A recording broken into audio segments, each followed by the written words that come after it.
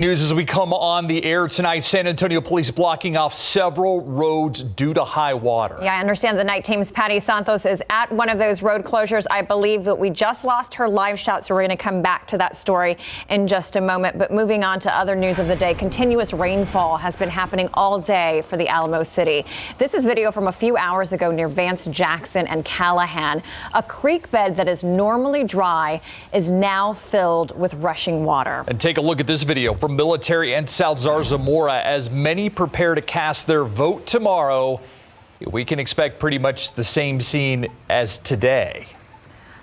And let's check in with meteorologist Adam Caskey to see how much rainfall we might see tomorrow. And Adam, how concerned should we be when it comes to flooding? When the rain is falling, absolutely. Flash flooding is likely. We're already seeing it around the Alamo City. We're going to see the rain coming and going in waves. It's coming and going in batches. This is one batch that moved through San Antonio. This is just a 1 hour time lapse. Now it's pushing to the east and northeast of San Antonio. So it's going into Gonzales, DeWitt County, moving into Lavaca County as well. This is moving out of San Antonio. The back edge is moving out of here, and it's moving out of the 181 corridor as well. So we're going to see a break, at least for now. However, more activity starting to develop down to the south. That's going to work its way up in the coming hours. So I anticipate another wave to move in probably around 2 a.m., give or take. As for the rainfall and how much has actually fallen, and we're just going to look at the last 12 hours. So this just takes into account the last 12 hours, especially the eastern portion of San Antonio around 1604 here. Look at these accumulations estimated by the Doppler radar. Just west of Lavernia and between China Grove and Lavernia, about 6 inches. Elmendorf, about 5 inches. And where we got a lot of rain earlier in the week, Leon Valley area, another 2+ inches. We'll be back to talk about how much more we can expect when it's all going to be said and done coming up, Steve. Thank you, Adam. Caught red-handed. Hollywood Park police say they caught a brazen suspect trying to cut a catalytic converter off a business van just around the corner from a police station. The costly auto part is made of precious metal and is attached to a vehicle's muffler. The night team's Patty Santos tells us why police say he probably could have gotten away with it if he hadn't returned to the scene of the crime. He is right there. It was around 1 a.m. today when something caught the eye of a Hollywood Park police officer who pulled over to investigate. His dash camera was rolling. He rolled through a parking lot and saw some legs sticking out and a flashlight underneath the vehicle. And because we have been hit several times as well, we pretty much had an idea of what was going on. A suspect caught red-handed. The guy scoots from under the vehicle, still has a saw in his hand, drops the saw and takes off running. Police say after a few minutes, the suspect ditched his hoodie and walked right back to them because he had parked his car right next to the crime scene. He said he was there to recover his stolen vehicle, which we knew was not accurate. The man arrested, 30-year-old James Jaso, is charged with misdemeanor evading arrest and criminal mischief. Inside his truck, police found 3 catalytic converters and metal cutters. The piece he allegedly tried to cut still hanging on. Based on my info from the last time, it's probably going to run me at least $500 to $700 just to replace the catalytic converter. His victim, a business owner, says this has happened before, a lot. I figured they're going to get caught eventually, and thank God Hollywood Park Department did a great job. Police are tracking an increase of catalytic converter thefts in and around the city. They're clamping down on the problem by teaming up with a local garage shop, creating a new way to protect businesses with parking lots full of vehicles. We're going to spray paint it, and we're going to put initials on it, or whatever identifying we can. With high-temperature spray paint and by engraving VINs, police hope stolen pieces will be harder to sell and easier to trace back to a victim. Patty Santos, KSAT 12 News. A local car wash owner is hoping surveillance video will lead to the man accused of attempted burglary. Take a look at your screen here. This was the suspect caught on video at the Pirate Cove Car Wash on Bulverde Road near 1604. It happened Monday just before 3 a.m. The owners say a black pickup truck can be seen dropping the suspect off. Later in the video, you see him unmasked, using a grinder tool to try to open that pay station machine. He was able to get 3 sides off. And then you can see for like the next 10 minutes, he takes a pair of pliers and he tries to bend the steel up to get inside the machine. There's no money in any of the machines overnight. This guy literally did not get $1. The owner says the machine that was destroyed cost $20,000. Anyone with information is asked to contact SAPD. The murder of Army Specialist Vanessa Guillen had the nation's attention, and now more than a year later, we're finally getting the results from the U.S. Army investigation. The Night Team's Jonathan Cotto breaks down why the findings show she was sexually harassed, but not by her alleged killer. It's been more than a year of nationwide interest into the murder of Vanessa Guillen. Guillen's disappearance back in April 2020 sparking protests across the country. Her remains were found later on in June in a concrete-like substance buried along Leon River near Killeen. We don't need this to happen again. The Guillen family early on said Vanessa had mentioned she was being sexually harassed. Those claims now solidified in the highly anticipated report from the investigation. However, it doesn't reveal her perpetrator, but instead says it was a supervisor. Army officials say they will not disclose the rank or the identity of that supervisor. The issues at Fort Hood are directly related to leadership failure. The report says that supervisor, quote, created an intimidating and hostile environment, end quote. Guillen reported the sexual harassment, but the investigation shows her leadership failed to take immediate and appropriate action. Specialist Aaron Robinson is accused of killing Guillen. He committed suicide the day after her remains were found. Robinson's girlfriend, Cecily Aguilar, is awaiting trial. She is accused of helping dismember the body. Jonathan Cotto, KSAT 12 News. I want to get back to that late breaking news. Just so much rain we've seen in the area in such a short time. San Antonio police are taking action, blocking off a lot of roads tonight due to high water. Yeah, we had some technical issues earlier, but the Night Team's Patty Santos is back with us. She is at one of those road closures at Lookout Road and O'Connor near 1604 over on the northeast side. Patty? Yeah, I want to show you, this is why it's important that you pay attention to these road closures. Walk with me for a little bit. Now, this is, again, Old Connor Road. This is actually an area that I have been to before because it is known for high water rescues. Now, let me show you this. Within the last hour or so, we have actually seen the water drop significantly because it really stopped raining for a while. But right here, you can actually see this is how far the water reached, and now it's way back there. But let me tell you, you can actually hear it. I don't know if we can get close enough here, but you can actually hear how strong that water is moving. And there's been closures all over this area that's leading to this creek. This is Vital Creek, and it kind of turns around in this area. So not only in this part of the road, but a little further, it's actually pretty flooded. We have seen vehicles that are ignoring those closures and continue on. We saw one that was driving just a few minutes ago in a smaller vehicle, and she quickly turned around, but she was able to cross this area here. Just about 30 minutes ago, you couldn't do that. There's about 40 different closures throughout the county, and with more rain expected, it's probably going to continue to get worse. So make sure if you don't have to be out, don't be out, and don't ignore those road closures. We'll send it back to you. Thank you, Patty. Be aware of those road closures for sure. Meantime, Metro Health is offering even more opportunities for you to get the vaccine if you're still waiting for one and no appointments are needed. Here is the list of events for Monday, May 3rd. New Life Christian Center off of U.S. Highway 90. They're open from 9 a.m. to 5 p.m. Residents will get the Pfizer vaccine there. And at St. Henry Catholic Church off of South Florida Street from 10 a.m. to 6 p.m., you can get the one-shot Johnson & Johnson vaccine. Once again, you can just show up. No appointment needed. Here's the latest COVID numbers in Bexar County. Metro Health reporting 267 new cases, no new deaths. As for hospitalization rates, 230 people are in area hospitals, 69 in intensive care, 44 on ventilators. So far, more than 768,000 people have at least one vaccine dose. More than 524,000 are fully vaccinated.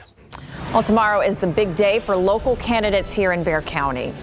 Election day kicks off tomorrow with polls opening at 7 a.m. There are more than 240 voting centers. We have the full list on our website. The polls close at 7 p.m. VIA is offering free rides for voters heading to the polls tomorrow. All you have to do is show your voter registration card. In San Antonio, there are nearly 80 candidates for the city's 10 city council districts, and the mayor's race. Also on the ballot is Proposition B, which is aimed at repealing SAPD's collective bargaining rights. The KSAT Explains team did a whole episode on the topic, explaining the ins and outs in order to help you make a more informed decision. You can watch that right now on KSAT.com or on the KSAT TV app, or on any streaming device. Election day preparations have been going on all week. We spoke with Bexar County Elections Administrator Jackie Callanan. She says even though a lot of people are vaccinated, safety measures are still in place. We are still running all of the polls with the COVID precautions. So don't hesitate. We're still doing all the contact-free voting at the polls. The KSAT's election night coverage begins at 7 p.m. tomorrow with our election night live stream. I'll be joined by a panel of experts to discuss what's on the ballot and analyze the results live as they come in. The mayor, Ron Nirenberg, and his challenger, Greg Brockhouse, are also scheduled to appear on that live stream. Tune in on our website, KSAT.com, our streaming app, and KSAT's Facebook page. And to see our past coverage leading up to Election Day, along with the sample ballot, just head to KSAT.com/vote. You're still ahead on the Nightbeat. He is a cancer survivor, he's a fighter, and he is only 18 years old. Why people are taking the time to celebrate Noah Adams' journey to recovery. And also coming up, movie theaters were one of the first places affected by COVID, and now one of them is shutting down after a year of pandemic challenges. We'll tell you about that coming up. Also, almost 100 people found packed inside a home. What led up to Houston police discovering this human smuggling case? Next. Continuing our coverage of the human smuggling case out of Houston, more than 90 people were found packed inside a home. Yeah, Houston officials making the discovery while responding to a report of a kidnapping at the time. ABC's Zareen Shah has a story. In Houston's southwest area tonight, officials making a shocking discovery. Over 90 adults, mostly men, packed in a home. Authorities saying it's likely a case of human smuggling. And tonight, authorities confirming several people in the home are positive for COVID-19. Officials saying they hadn't eaten in a while. We brought them some food and got them some water. It's currently unclear how long they've been inside the home or where they came from. At this point, authorities trying to figure out if the people inside are all victims or if suspected smugglers are among them. It was a big surprise when we got in the house and saw what we saw.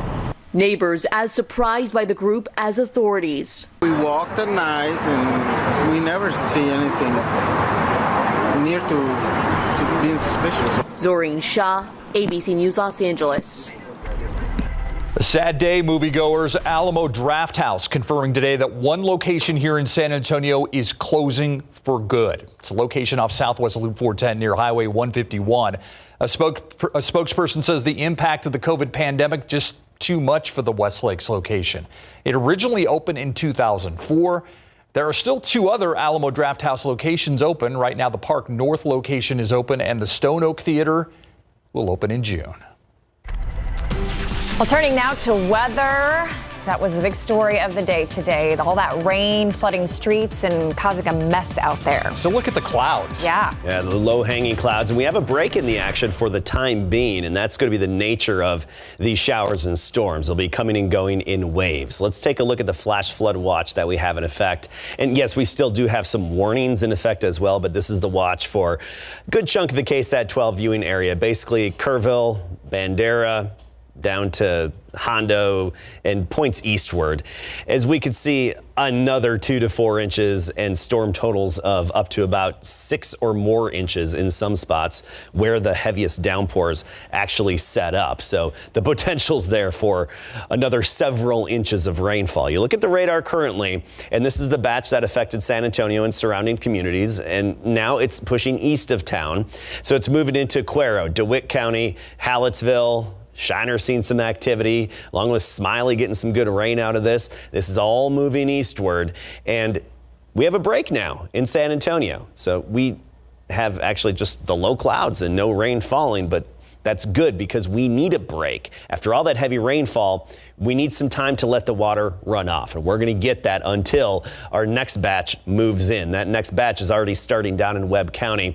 We'll continue to develop and modify as it pushes northward. I anticipate our next batch sometime around 2 a.m., give or take. And these batches, again, will be coming and going. Let's talk rainfall totals. And earlier I showed you the 12-hour rainfall totals, right? Pretty impressive, especially in eastern Bexar County, who missed out on a lot of the rainfall from the previous event a couple of days ago. You'll look at some of these rainfall estimates here. Lavernia to China Grove, St. Hedwig area, we're talking 6 inches estimated by the Doppler radar. That's what those purples indicate, 6 or even more inches of rainfall. Even New Berlin, about 5 inches of rain. So very impressive accumulations. You want to add to this, let's look at just the 5-day total rainfall. This encompasses everything we've seen over the past 5 days. And this is good drought denting rain and aquifer filling rain. Don't worry, folks south of town, Dimmitt, LaSalle, McMullen. You'll get some more opportunities tonight and into tomorrow. But the sweet spot here is especially Leon Valley area and the west side of San Antonio, where we've had over 6 inches of rain, not just estimated by the radar, but even confirmed with rain gauges. And I think these radar estimates are actually a little on the low end. All right, so that's what's happening out there right now. That's what we've got. And let's move on, talk about what's going to be happening here on 4th. And the big driver here is this big swirl in the upper levels, that counterclockwise swirl over Mexico. That's what's helping us. It's going to continue to develop more precipitation to the south tonight. Move it northward. There you go, 2 a.m., 3, 4, even 5 a.m., some heavy rainfall. Again, we'll have some breaks in the action. This computer simulation saying by about 7, 8 a.m., some breaks. Yes, there will be somewhere across our area breaks at that point, but then more of this coming and going in waves. That's just the best way to put it. Heavy rain coming and going in waves, and there will be some periods of, say, a couple of hours in between downpours, okay, which is good. We need that for the runoff. Over 2 inches at the airport today. That puts us at over 5 inches just over the past couple of days since Wednesday night. 67 right now, temperatures 60s to near 70 tomorrow. The rain will start to taper off, especially in the afternoon and evening. So lower chances at 5 o'clock. It's going to be more isolated in nature, not as widespread. But at that point, we may see a couple stronger thunderstorms. Nothing like what we had Wednesday night. We're not expecting that, but we could have some severe storms at that point. Sunday, sunny, back up to near 90 degrees and pretty quiet to start next week, just sunny and hot. So a lot going on out there. Basically, soggy Saturday, sunny Sunday. All right. Thanks so much, Adam. If you haven't voted yet, please vote. Yes. And please bring your umbrella. All right, so the Spurs, they looked like they were ready for the playoffs for a good part of this game. And they were on their way to a win here, but it's only the second time in NBA history a team has come back from being down 29 or more points to win the game. It happened tonight in Boston against the Spurs. And it's draft day number 2. How did the Cowboys and Texans do? Coming up. Spurs held right at home tonight in Boston. After all, they're 19-4 at the TD Garden under Coach Pop. Tonight, they took control of the game right from the tip. DeJounte Murray cans a jumper. The Spurs are up just like that, 18-10, and that is the beginning of something special. Patty Mills dials up a corner 3. The Spurs are now up 14. Rudy Gay, the catch-and-shoot 3 from the wing, caps off a 21-2 run. Spurs shooting 71% from the field. Rack up a season-high 39 points in the first quarter. Spurs up 23 going to the second. DeJounte Murray lighting up the Celtics, going 9 for 9 in the first half for 20 points. Spurs up by 29 at the break, still shooting a season-high 71% for the field. Lonnie Walker carried the Spurs in the third, scoring 12 of his 26 points, going 4 for 4 from downtown. But the Celtics come alive. Jaylen Brown for the 3, and don't look now, the Celtics are on a 25-3 run in 3.5 minutes. Spurs lead down to 13 going into the 4. 2.5 to play. Jason Tatum, the Celtics erase a 32-point Spurs lead on this bucket, all knotted up at 122. Celtics at the last shot. Tatum misses the 15-footer. They're headed to overtime. 35 seconds to play in OT. Lonnie Walker gives the Spurs a 1-point edge with 16-footer, but the Celtics go up 5, and it looks like it's over. But DeMar finds Patty Mills, who cans a 3, and it's a 1-point game with 5 seconds to go. On the other end, the Celtics hit both free throws. Spurs have to go the length of the court in 4 seconds, needing a 3 to tie, and Rudy Gay can't get the shot off in time. The Celtics come back from a 32-point deficit behind Jason Tatum's 16 points, 143 to 140. They're going to play extremely hard till the clock run out, and they picked it up. We made some mistakes here and there, but we can't give away, especially at this time, of the season. We gotta figure out a way to pull these games out. All right, next up, it'll be a home game, just one against Philadelphia on Sunday.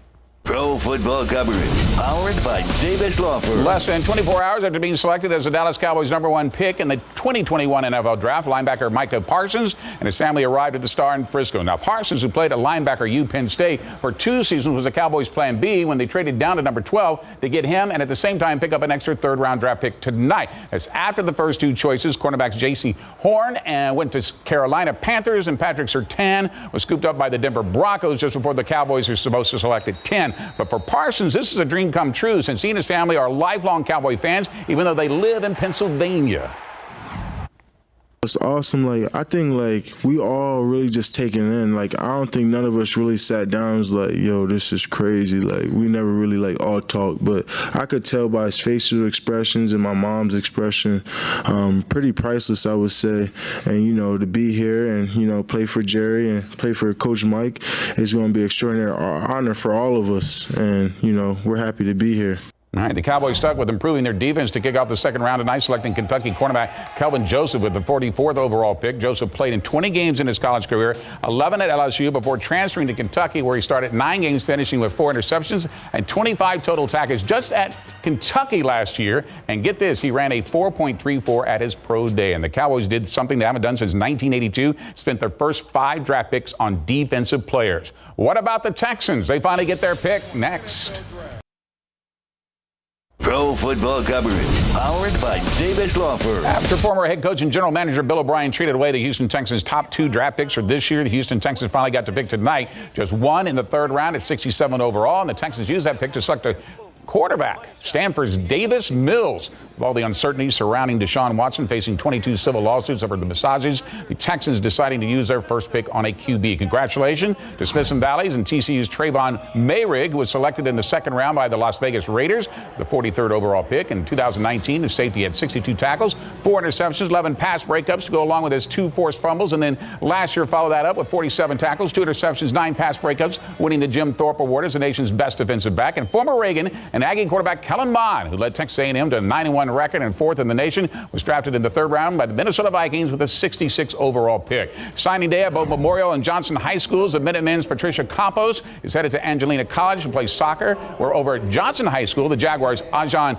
Lane is headed to EMU to play soccer as well. The Jags' Samantha Robles signed with North Texas for swimming and football. Blair Blunt headed to Texas Lutheran. Madison Thomas to Arizona Christian. Parker Meza was suited up for Mary Hardin Baylor. And in baseball, Tate Schwab is going to Iowa Wesleyan. Leo Pata signs with Hill College. Chris Cardona is staying home to play for UTSA. And Ethan Blanchett is taking the field for Fitchburg State.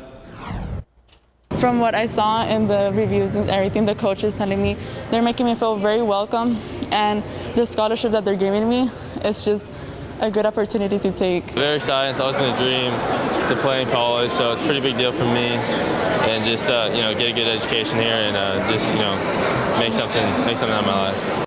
And remember, the NFL Draft Day 3 continues tomorrow, and we'll see who gets to go then. I'm just hoping the Texans and Cowboys draft more difficult names for you. Odigabua. Exactly. There you go. Greg, we'll be right back.